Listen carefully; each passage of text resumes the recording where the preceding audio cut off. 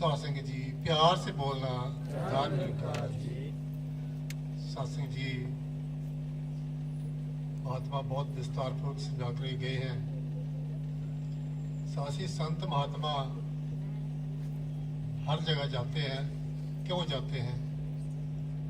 ये हमें जगाने के लिए आते हैं। किस लिए जगा रहे हैं? कि हमारा इस जन्म लेने का क्या मकसद है, वो हमें अपना मकसद याद दिलाने के लिए आते हैं। अवतार बाणी में लिखा है कि कानू गाफल होके सुता, अखा मिट्टी है इंसान, जाग के अपना काम मुका ले, जिसलिए आया बिच जहान। कि इस जहान के बीच में जिसके लिए वो आया है, वो अपना काम पहले कर ले।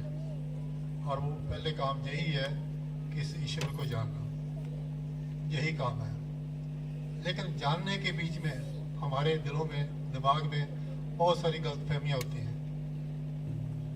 जात पात की है, पाप पुण्य की है। किसी को कहो कि चलो सत्संग चलिए, कहते हैं हमारे भाग ही कहाँ है, हम कहाँ सत्संग जा पाते हैं, हम तो पापी इंसान हैं, हमारे भाग में ऐसे नहीं हो सकता है। या कहते हैं कि वो उस जात का है, वो उस जात का है, वहां जाना ठीक नहीं है। ऐसे भ्रमों में हम फंसे हुए हैं। ये हमारे और परमात्मा के बीच में रुकावट है। ये हमें परमात्मा तक नहीं पहुंचने देते हैं। तो आओ सासे ही लिखा है कि जात न पूछो साध की, पूछ लीजिए ज्ञान। पढ़ा रहने दो म्यान को, बोल करो तलवार का, पढ़ा रहने दो म्यान। और सासे लिखा है कि जात साध की जात न मत पूछो, क्योंकि वो तो ज्ञान देता है, हमें ज्ञान प्राप्त करना है। सासे जिस प्रकार एक शहद बेचने वाला होता है और वो शहद बेच रहा है गांव के अंदर, और बोतल जो है शराब की है, बाहर उसमें शराब का लेबल लगा हुआ है, लेकिन अंदर शहद भरा हुआ है। क्या हम मना कर दें कि हम नहीं लेंगे? क्योंकि शहद भरा हुआ है, हम उसको खरीद लेते हैं।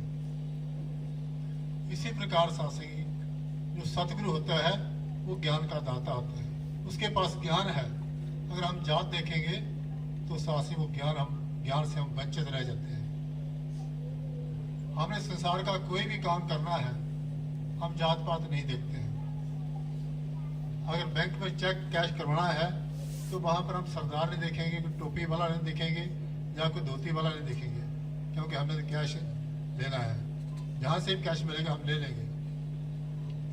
लेकिन जो हम बंदगी का काम है, पूजा पाठ का काम है, परमात्मा की भक्ति का काम है, वहां हमारे आगे जात अड़े जाती है। ये हमें आगे नहीं बढ़ने देती है। और साथ से दूसरी बात रही, सतगुरु को पार्स के समान कहा गया है। जैसे पार्स जो है लोहे को कंचन बनाता है, सोना बना देता है, क्योंकि शास्त्रों में इसका वर्णन है।